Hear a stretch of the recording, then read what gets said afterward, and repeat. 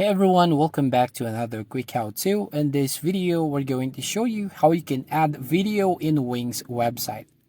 First up, go to Wing's website and then you just have to sign in your account. And then here in your dashboard, all you need to do is click on the Edit Site button right here at the top right.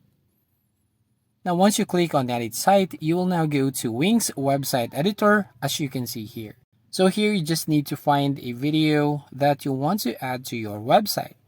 Basically here, if I want to add a video from YouTube, you just need to click on the video and then click on the share button, then copy the URL link. Now once done, go back to your website editor and then click on the plus icon or add elements right here at the left side. Then just have to click video and music, and then here you can upload your own videos, and also you can add video from YouTube, Vimeo, Facebook, or Dailymotion. So for example, I just want to add video from YouTube. You just click this one, then you can place the video anywhere you want to add here on your website. For example here, then you just have to click on the change video